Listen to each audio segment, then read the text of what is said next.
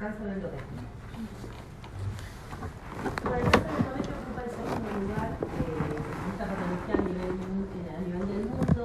Hubo un gran aumento del número que tiene que ver justamente con el aumento de la expectativa de vida, lo que hace, como sobre todo se asocia a mujeres de mayor edad, el aumento de esta patología.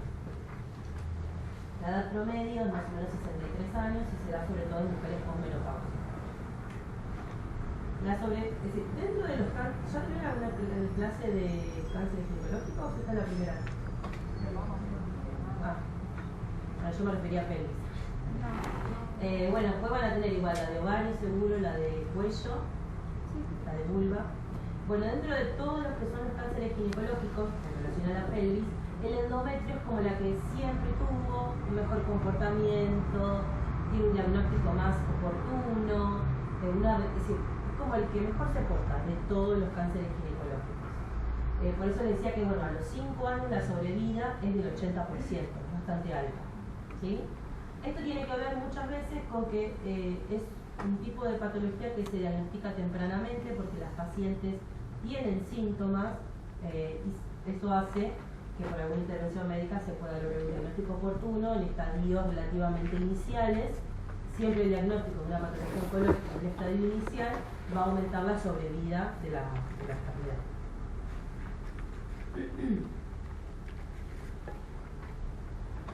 Un poco de historia lo que les decía, que con el aumento de la expectativa de vida y el aumento de la obesidad es lo que hace que en el tiempo haya aumentado el número de casos a nivel mundial.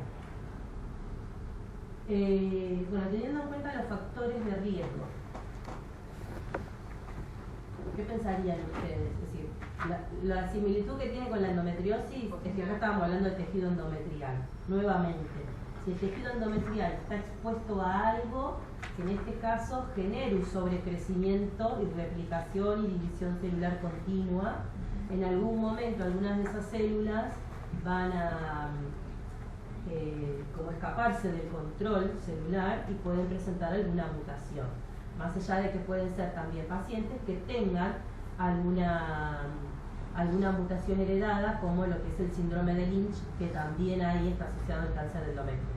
Entonces, ¿qué piensan que serían las causas como factores de riesgo para el cáncer de endometrio? Para que lo que hablamos, agregando la edad y también. Exactamente, la edad. Bueno, como les decía, la edad tiene que ver con esto, con la posmenopausia, el índice de masa corporal, que tiene que ver justamente con el mayor índice de masa corporal, la obesidad, por todo lo que es la conversión periférica de estrógeno y también porque eso se asocia con diabetes e hipertensión, que son factores de riesgo para cáncer de endometrio, y después la exposición prolongada a estrógenos, como vimos también en la otra patología, la menarca precoz, la menopausia tardía, la nuliparidad, la anovulación crónica, el ovario poliquístico también, ya van a tener seguramente esa clase. En el ovario poliquístico lo que sucede es que no se contrarresta con un gestágeno. Entonces la paciente como en ciclos anovulatorios van a estar más expuesta a los estrógenos. ¿Sí? Bueno, todo lo que tenga que ver con la parte metabólica también, la hipertensión y la diabetes tipo 2, pacientes que por cáncer de mama estén realizando tratamiento con tamoxifeno, como sabrán, es un antagonista a nivel de la mama, pero es agonista a nivel del endometrio. Y los factores hereditarios, que el más conocido es el síndrome de Lynch. ¿La presencia de pólipos también?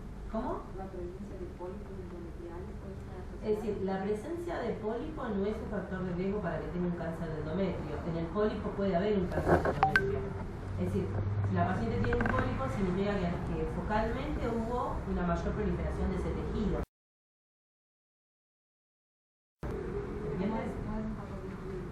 No es un factor de riesgo para que tenga un cáncer de endometrio, pero en ese pólipo puede haber cáncer de endometrio.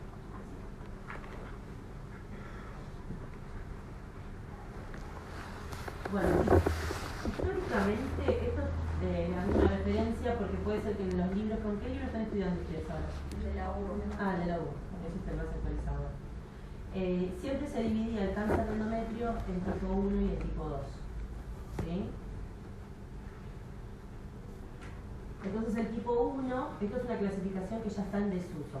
El tipo 1 era el más frecuente, eran tumores bien diferenciados, por lo tanto eran de buen pronóstico y tenía que ver con todo este síndrome metabólico, pacientes con menopáusicas, obesas, con diabetes, hipertensión. Eran pacientes que venían con esta exposición prolongada al estrógeno, ya previo al cáncer habían hecho una hiperplasia de endometrio y la gran mayoría como bien diferenciados de tipo endometrioide. Y el tipo 2 era como todo lo contrario. Eran los cánceres de endometrio menos frecuentes, se daban en mujeres de mayor edad, los tumores eran menos diferenciados, por lo tanto eran de peor pronóstico, no tenía que ver con las asociaciones con el estado metabólico, y eran tipo no endometrioide, los de alto grado, por ejemplo un seroso de endometrio. Entonces, en estos dos grupos que se agrupaba la población que tenga cáncer de endometrio, los tipo 1 eran de mejor pronóstico, los tipo 2 eran de peor pronóstico. Claramente, a lo largo del tiempo, se fueron encontrando otros factores pronósticos donde no podíamos agrupar a las pacientes en 1 y en 2, entonces se empezaron a evaluar diferentes cosas y es la clasificación de endometrio que utilizamos en la actualidad. Por eso les decía que esta está en desuso. Esto es exactamente lo mismo que les contaba. Hay otra clasificación de endometrio, que es la de OMS de 2014, que tiene que ver exclusivamente con el tipo histológico. Es decir, carcinoma endometrioide, diferenciación escamosa, el vello glandular, secretor, carcinoma mucinoso, carcinoma seroso. ¿Sí? Es una clasificación exclusivamente histológica. Todos los diferentes tipos. Yo les voy a hablar específicamente del endometrioide y del seroso, que son los más frecuentes. El endometrioide, como les decía, es el más común, representa casi el 80%, está muy asociado con factores que tengan que ver con la exposición prolongada a estrógeno, con la diabetes, con la hipertensión, con el índice de masa corporal elevado. Hablamos de diferentes grados, que esto es una definición exclusivamente anatomopatológica, que tiene que ver con el patrón de crecimiento sólido. El grado 1 es menor al 5, cuando es entre 6 y el 50 es un 2, y si es mayor al 50 hablamos de grado 3. Y el seroso, en contraposición al endometrioide, es el cáncer de endometrio que llamamos de alto grado. Este se comporta igual que el seroso de ovario, por eso es de alto grado. Está asociado por sobre todo a mutaciones de P53, con un alto valor, un grado de proliferación de tipo de carcinoma, que puede ser confirmado por el estudio de Ki-67. Bueno, después existen otros, el de células claras que también es de alto grado, el carcinoma diferenciado. ¿Qué pensarían ustedes de la clínica? Sangrado. Entonces una paciente con menopáusica sangra y va a venir a la consulta. Por eso les decía que como diagnóstico, es decir, por la clínica que tiene, enseguida se diagnostica el estadio iniciales. Sangrado uterino anómalo, puede también tener flujo, a veces se puede presentar como hematometra o piometra. Es decir, alguna colección uterina, por ahí la paciente no tuvo sangrado, o a veces sí también, y puede tener dolor, y en la ecografía vemos que hay una colección a nivel uterino. Piometra Es contenido purulento. Hematometra de sangre. Bueno, ¿qué pensarían ustedes como método diagnóstico? En primera instancia, una paciente que consulta por sangrado uterino, no sé, tiene 60 años y consulta porque tuvo un sangrado uterino. Una ecografía. ¿Algo más harían antes de pedirle la ecografía? Una colposcopía. Histeroscopía, ¿no? ¿Cómo? Histeroscopía. Pero antes de eso. El examen clínico, El examen examen físico. No, el examen físico es ginecológico primero. Primero la paciente está en el consultorio y dice que tuvo sangrado a 60 años. Lo primero que va a hacer es examinarla.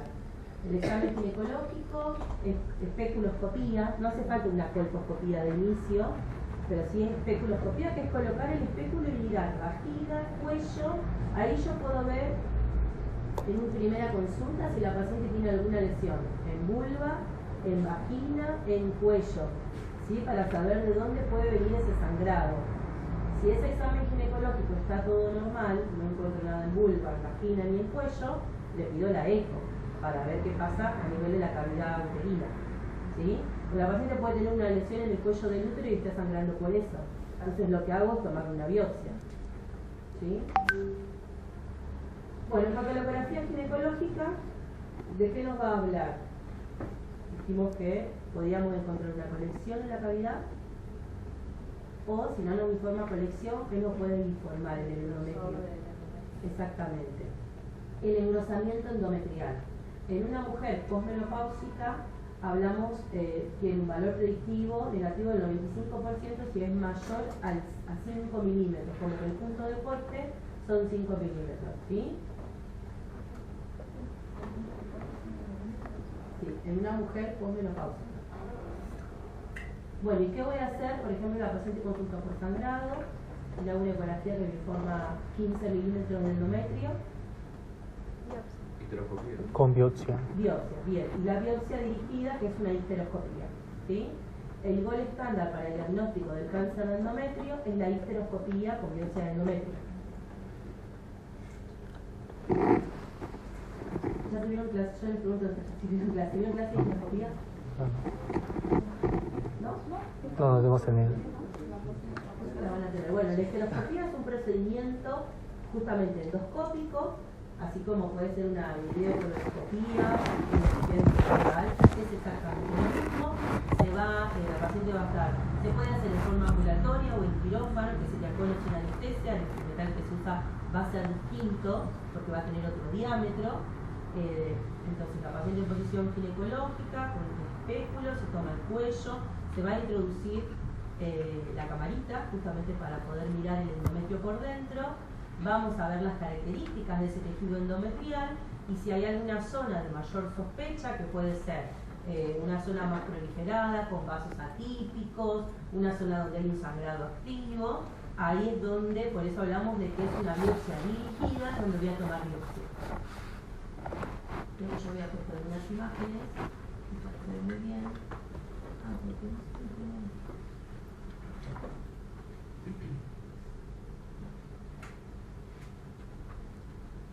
Acá pueden ver la imagen que está sobrelevado, ¿ven? No es una cavidad uterina normal, hay toda una formación sobrelevada. Bueno, y ahí es donde deberíamos tomar biopsia.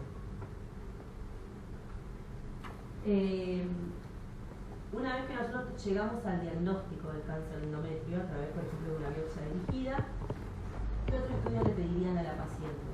Una resonancia. Una resonancia de qué? Abdomen. De abdomen y pelvis. ¿Y algo más? Tórax. Para ver metástasis. Tórax. ¿Qué pedirían en tórax? Tomografía, ¿no? Una tomografía. Ahora, ¿yo puedo pedir una tomografía tórax, abdomen y pelvis? Sí. También. Eso va a importar mucho del recurso. Hoy en día nosotros acá podemos pedirle a las pacientes una resonancia de la misma forma. Resonancia de abdomen y de pelvis, que tiene que ser con contraste, con gadolinio, de alta resolución y en lo posible con gel endovaginal. Y también pedimos una tomografía de tórax, pero también puede ser una placa de tórax, ¿sí? Va a depender mucho del recurso, pero lo que sí les tiene que quedar claro es que tenemos que tener una imagen de extensión para ver si hay algún compromiso por fuera de la cavidad uterina. Y otro dato que nos da la resonancia es, como nosotros tenemos un tumor que está localizado en la cavidad uterina, ver el grado de invasión en el miometrio, en el espesor del miometrio. Es decir, el tumor está en el endometrio, pero puede tener un compromiso de invasión al miometrio, que puede ser de menos o de más del 50%. Y eso define si la paciente también en el tratamiento quirúrgico le tenemos que realizar la linfadenectomía pelviana bilateral. Si es más del 50 está indicado, si es menos del 50 no. Entonces siempre en el estudio de resonancia nos va a informar eso. Y también nos puede informar si hay algún ganglio en la pelvis o en el abdomen que pueda llegar a ser positivo. Pero tienen que tener en cuenta que la estadificación del cáncer de endometrio es quirúrgico. ¿Sí? Todas las estadificaciones de los cánceres ginecológicos son quirúrgicas, menos el cáncer de cuello de útero. Bueno, entonces la paciente, esto es un poquito de lo que ya hablábamos, el examen ginecológico, la resonancia, tomografía y en algunos casos se pide PET, pero casi siempre es para casos donde hay recaída o progresión de enfermedad, no como primera instancia. Excepto que tal vez alguna de las imágenes anteriores me haya generado duda o no fue concluyente, bueno, podríamos pedir PET, pero no de primera línea, por un tema de recursos, ¿no? Esta es una imagen que es una resonancia de una paciente que tenía diagnóstico de cáncer de endometrio. Esto es anterior, posterior, acá tenemos la sífilis pubiana, esto es la vejiga, acá tenemos, toda esta es la silueta uterina, este sería el cuello, esto que ven acá bien blanquito es la vagina porque tiene gel endovaginal. Por eso les decía que es importante la solicitud del estudio con gel endovaginal, porque como la vagina es un espacio virtual, al ocuparlo, en este caso por gel, podemos ver si hay algún compromiso de los fondos de saco, ver el cuello uterino y demás. Acá lo que vemos es que todo esto que es el miometrio está bien adelgazado y toda la cavidad uterina está ocupada por el tumor. En este caso invade mucho más de la mitad, del 50% del miometrio.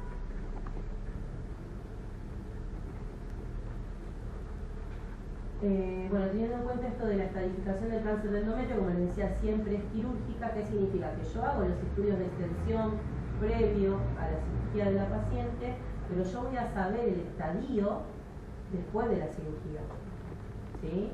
Las imágenes son de importancia porque me va a ayudar a planear la cirugía, a saber, por ejemplo, lo que decía, si el miometrio está añadido más de 50, que hay un ganglio que pueda ser positivo, entonces tengo que tener en cuenta la cirugía de buscar ese ganglio, más allá de que yo sistemáticamente hago una linfadenectomía. Por ejemplo, me viene de que tiene un ganglio altamente sospechoso de que puede ser positivo a nivel lumóptico, entonces voy a buscar el ganglio, ¿sí? Pero la estadificación final es quirúrgica, cuando me llega el resultado de la anatomía patológica.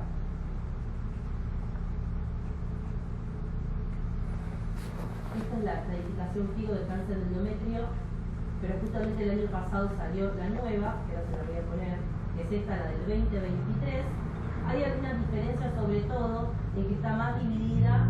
Por ejemplo, en el estadio 1 teníamos 1A y 1B, ahora tenemos 1A, 1B y 1C. Lo mismo pasa en el estadio 2, que antes teníamos solo el 2 y ahora hay 2A, 2B y 2C, es decir, se subdividieron los estadios. Es un poquito más complicada la nueva, es esta. ¿Cuál hay que aprender? Y la última. Igual, lo que ustedes por ahí más, porque van a tener que estudiar varias estadificaciones, lo que más les tiene que quedar de cada una es, por ejemplo, ¿qué es el estadio 1? En el estadio 1 siempre el tumor está confinado al útero. Entonces, saber lo más importante de cada estadio. ¿Qué me hace a mí cambiar de estadio? Nadie les va a preguntar cuál es el estadio 1C del cáncer de endometrio. Pero, por ejemplo, es importante saber que cuando hay compromiso ganglionar, ya es un 3C. Hay cosas como bien características que son grotescas. Esto igual va a depender de quién les tome, quién les tome. Si es alguien de gineconfa le va a preguntar, si no, no. No sé si es bueno o muy malo, depende de qué le guste. Bueno, el tratamiento. ¿Cuál piensan ustedes que es la vía de elección quirúrgica para el cáncer de endometrio? Igual yo les pregunto y lo que está anotado ahí, pero para que lo digan. ¿Cuál? No. ¿Eh? La laparoscopia. Siempre la vía de abordaje de elección es la cirugía mínimamente invasiva para el cáncer de endometrio. ¿Sí? Esta va a ser una videolaparoscopía. ¿Qué cirugía voy a realizar? ¿Y qué más? ¿Te vas a dejar los ovarios?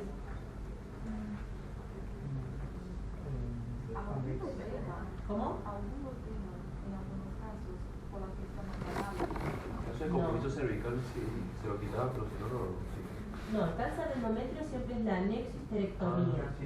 Primero, recuerden que son la gran mayoría de pacientes menopáusicas, pero más allá de eso son tumores que responden a las hormonas. ¿De acuerdo? Sí. Así que los ovarios nunca se dejan. En la única paciente que yo le puedo dejar el ovario es en el cáncer de cuello. Porque ¿cuál es la causa del cáncer de cuello? HPV. Si le dejo los ovarios, la paciente es buenísimo porque va a seguir con su estado hormonal. Pero en este caso son pacientes que el tumor tiene que ver con un factor hormonal. Porque yo estaba en consultorio de otro día y tenía muchos pacientes que su ovario sacaron el útero, los ovarios. Pero debe ser por qué le sacaron el útero y le dejaron los ovarios. Debe ser otra causa. No deberían tener cáncer endometrio. Igual es una enfermedad que está predominando en pacientes que ya están en menopausia, ¿o no? Sí. ¿Y por qué responderían a hormonas en este caso? Pero la paciente estuvo expuesta a lo largo de su vida, ¿viste cómo vemos estos factores de riesgo? A lo largo de su vida estuvieron expuestas a un exceso de estrógeno que en algún momento desencadenó el cáncer de endometrio. ¿Se entiende? Por ejemplo, dijimos anovulación crónica, la poliquistosis ovárica. Es decir, el cáncer, como toda patología oncológica, no es que aparece de un día para el otro. Hubo factores de riesgo a lo largo de la vida de la paciente que generaron una sobreestimulación en ese endometrio que en algún momento se empezaron a instaurar mutaciones que llevaron a la patología oncológica. O que la paciente ya haya venido con alguna mutación como el síndrome de Lynch. Bueno, entonces la cirugía es la anexisterectomía total, extrafacial. Hablamos de extrafacial, hay dos definiciones, extrafacial o intrafacial, porque todo lo que es el retináculo, es decir, el cuello del útero, como sabemos, tiene los ligamentos alrededor, el parametrio, el anterior, el posterior, eso forman el retináculo. Yo tengo que ir por afuera, por eso es extrafacial, porque es una cirugía radical, tengo que sacar todo. Distinto de si le hago una esterectomía por una miomatosis, puede ser intrafacial, puede ir por adentro, entre lo que es el cuello y los ligamentos. Decir anexisterectomía total extrafacial o decir anexisterectomía radical es lo mismo, por eso lo puse entre paréntesis. Ustedes pueden utilizar el término de radical y estaría bien para todo lo que es oncológico. Y sumado a esto,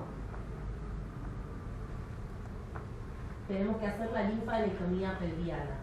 ¿Sí? La linfadenectomía pelviana no es que está indicada en todas las pacientes. Está indicada en pacientes, por ejemplo, con diagnóstico de cáncer de endometrio de alto grado, como el seroso, el carcinosarcoma, donde ahí sí o sí tengo que hacer la linfadenectomía pelviana bilateral, pero en los casos de bajo grado, como el endometrioide, lo que voy a evaluar es la invasión del miometrio, que les comentaba. Si la invasión del miometrio es menor al 50, no es necesario que lo haga. Si es mayor al 50, sí. Entonces, intraoperatorio se hace la anexisterectomía radical, el patólogo va a hacer una congelación del útero en el momento, es decir, abre el útero a la mitad y ve si el tumor invade más o menos del 50. Si invade más del 50, hacemos la linfa, si no, no es necesario. ¿Sí?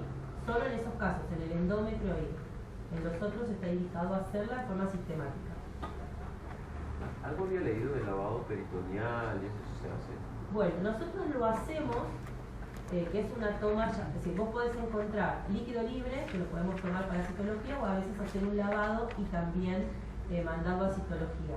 La realidad es que nosotros lo hacemos porque tenemos incorporado, digo acá en el servicio, pero si vos te fijas en la estadificación del cáncer de endometrio, no está descrito de que te aumentaría el estadio o no por una citología positiva. ¿Sí? Vos pensás que todo lo que hacemos en la cirugía es para tener el estadio. Por eso sacamos los ovarios, las trompas del útero, sacamos los ganglios cuando es necesario, y en algunos casos es también la omentectomía, que es sacar el omento cuando hablamos de también de alto grado como carcinoma seroso y carcinosarcoma. ¿Sí?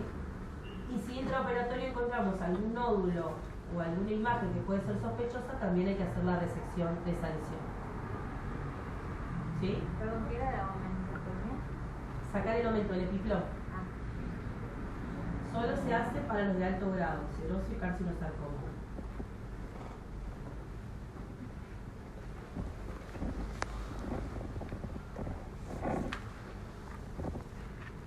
Bueno, esto es lo que les comentaba, no sé si lo quieren. Bueno, ¿les están dando las clases? Ah, bueno, yo las paso.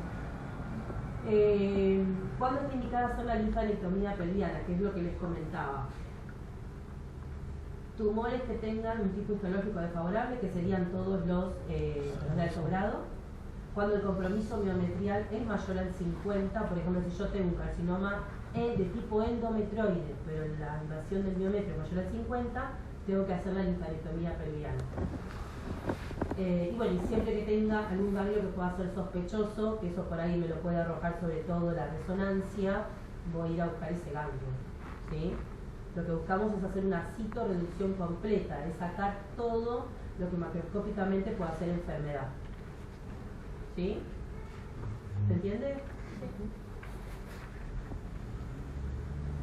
Y la técnica del ganglio centinela es la misma técnica que habrán escuchado en mama. Lo que sucede en el endometrio, está indicada también usar el azul patente, que es el mismo que se utiliza para el ganglio centinela de mama. Lo que sucede es que va a depender mucho, como solo utilizamos una técnica, porque puede estar también de tecnesio o de verde de hidrocianina, que es mucho más específica la técnica, pero la realidad es que en cuanto a los recursos es algo muy caro y no están en todas las instituciones. La realidad es que lo mejor sería combinar, por ejemplo, 2 técnicas o 3 para identificar el ganglio centinela. Entonces, bueno, nosotros usamos acá, por ejemplo, el azul, pero más allá de encontrar el ganglio, también, si es necesario, hacemos la linfa, porque no está estandarizado utilizar solo una técnica. ¿Se entiende? La idea es combinar 2 o más. Distinto es lo que pasa en mama, que sí es algo estándar, el azul en mama, con una técnica suficiente. Esta es la imagen de la macroscopía de la resonancia que les mostré. No sé si ven que se correlaciona igual, que es la misma imagen del útero, que tenemos todo el miometrio bien adelgazado y bueno, el tumor que invade claramente más. Esta era una histología serosa, de alto grado. Bueno, ¿hasta acá tienen alguna duda? ¿Se hace radio? ¿O alguna terapia? Eso es lo que les voy a contar ahora. Ah, ok. Yo creo que hasta acá de la clase es como lo que ustedes tienen que saber sí o sí. Es decir, cuáles son los factores de riesgo, cómo hacemos el diagnóstico, qué estudios le piden, cuál es la indicación quirúrgica, cómo es la estadificación del cáncer del orto. Eso hasta acá lo tienen que saber. Esto es un agregado que estaría bueno, que nos va a ayudar por ahí a entender un poco más la patología y tiene que ver con esto. Si la paciente post tratamiento quirúrgico y estadificación de la enfermedad tiene que hacer una adyuvancia, que es esto lo que él preguntaba. Tiene que hacer rayos, tiene que hacer braqui, tiene que hacer quimio. En algunos casos sí, en otros no. Es lo que vamos a ver ahora.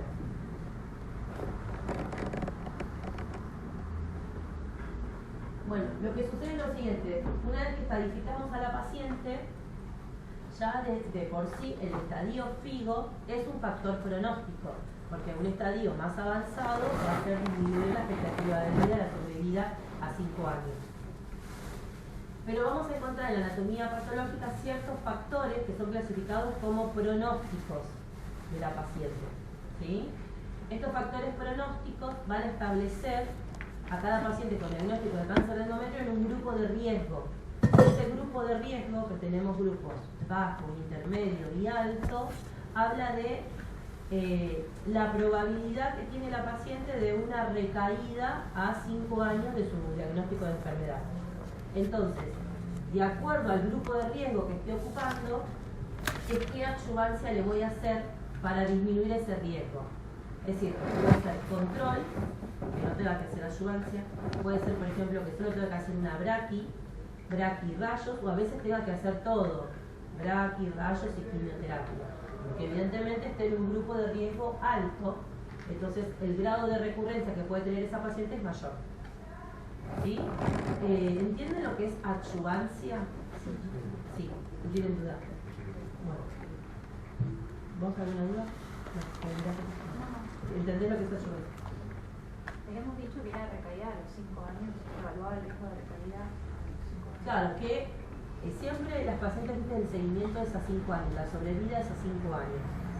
Entonces va a quedar determinado en un grupo y ese grupo nos va a hablar de qué riesgo tiene la paciente de recaer en ese tiempo.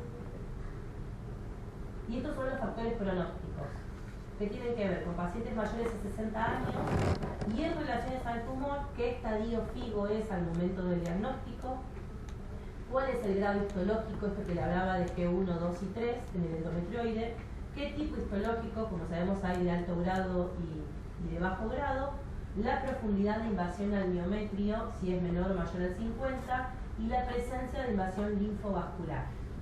¿Sí? Entonces, que la paciente tenga factores pronósticos en alguno de estos, nos va a hablar de que son desfavorables para enfermedad extrauterina y recurrencia de la enfermedad. Entonces, eso me va a establecer un grupo de riesgo, que ahora vamos a ver cuáles son, qué adyuvancia va a tener que hacer la paciente de acuerdo al grupo de riesgo para disminuir la recurrencia. ¿Sí? Y estos son los grupos de riesgo. Tenemos bajo, intermedio bajo, intermedio alto, alto, avanzado y metastásico.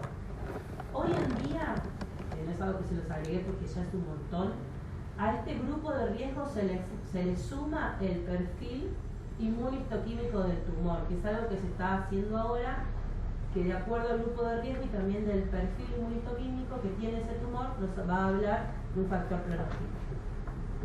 Pero bueno, lo que les tiene que quedar claro a ustedes es que la paciente, como ven acá, un grupo bajo es el estadio 1A, un grado 1 o 2 y sin invasión linfovascular. ¿Se entiende? Entonces, estos datos nos va a dar la anatomía patológica, que va a ser cuando la paciente ya esté operada. Entonces nosotros vamos a tener el estadio, por ejemplo puede ser un 1A, G1, y no tiene invasión linfovascular. Entonces la paciente va a quedar en un grupo de riesgo bajo. Si es de riesgo bajo, hay que observarla nada más. Es control y seguimiento, no tiene que hacer ninguna adyuvancia. ¿Sí? Si tenemos un riesgo intermedio bajo, que como ven acá, ya es un estadio 1B, G1, G2, y sin invasión linfovascular, acá tenemos que se puede recomendar. Lo que sucede es que las guías, hay diferentes guías, y algunas, más o menos todas dicen lo mismo, pero a veces dicen, bueno, termina quedando un poco, en algunos casos, como estos que son los estadios, los grupos más bajitos, a indicación del grupo de médicos que para ahí esté tratando a la paciente, como acá, si va a observar o va a indicar una braquiterapia. Y a veces se evalúan un montón de cosas, la edad de la paciente, si hay uno o más de un factor pronóstico. Entonces, en un grupo intermedio bajo, yo también solo la puedo controlar o hacer braquiterapia. En un riesgo intermedio alto, braquiterapia y radioterapia, y en lo que es ya el riesgo alto, la paciente sí o sí tiene que hacer radioterapia y puede estar asociado o no a quimioterapia. ¿Sí? Claramente esto no es algo que ustedes se lo vayan a preguntar, pero saber esto, que posterior al tratamiento quirúrgico, de acuerdo a los factores pronósticos que la paciente va a quedar en un grupo de riesgo, voy a determinar qué adyuvancia tiene que ser. Y ustedes van a saber cuál es esa adyuvancia: braquiterapia, radioterapia y quimioterapia. ¿Sí? Bueno, esta es la droga de la quimioterapia, que es paclitaxel y carboplatino cada 3 semanas. Más o menos se hacen ciclos de 28, bueno, son 3 semanas o 4, y son alrededor de 6 ciclos. Y esto se alterna si la paciente necesita radioterapia con la radioterapia. ¿Qué es braquiterapia? Braquiterapia es una radiación que va dirigida a la vagina. Es decir, se coloca un instrumental, para que tengas una idea similar, es como cuando hacen ecografía transvaginal, así como si fuera un tutor que se coloca en la vagina, eso va a estar apoyado sobre lo que es la cúpula y emite la radiación a la cúpula. ¿Por qué la cúpula? Porque el riesgo de recurrencia de todo cáncer ginecológico siempre, el primer lugar donde va a recurrir la enfermedad es en la pelvis. Por eso es que se da, más allá de lo que es la radioterapia pelviana y toda la pelvis, esta va dirigida a la cúpula vaginal. Es como es una radioterapia, pero más dirigida. Claro, a la cúpula de la vagina. Sí.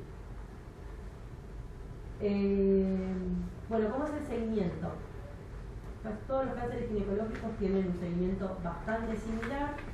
Lo ideal es que sea seguido por un ginecólogo oncólogo, hacer un examen físico general de la paciente y el examen ginecológico en un tiempo que va cada 3 meses, los 2 primeros años del diagnóstico, y después cada 6 meses los 3 años que siguen. Y la controlo de la paciente con esta dinámica por 5 años. Como le dije, la sobrevida que se mide a 5 años, entonces por 5 años ese tipo de control. Una vez que la paciente supera los 5 años, es control anual. ¿Sí? Bueno, el examen ginecológico, que es la especuloscopía, el tracto vaginal, recto vaginal, citología, que es la toma de PAP. No está tan estandarizado cada cuánto, pero puede ser cada 6 meses y luego anual. Bueno, y lo mismo que pasa con las imágenes, no hay una indicación precisa de que yo le tenga que estar pidiendo a la paciente todos los años una imagen, pero más o menos estandarizado, nosotros en el servicio hacemos eso. Las guías dicen que se pueden pedir las imágenes de acuerdo a si yo encuentro algo positivo en el examen ginecológico de la paciente o en el examen físico, y si no, bueno, nosotros anualmente pedimos, por ejemplo, una tomografía de tórax, abdomen y pelvis para tener un seguimiento con una imagen. ¿Sí? ¿Dudas?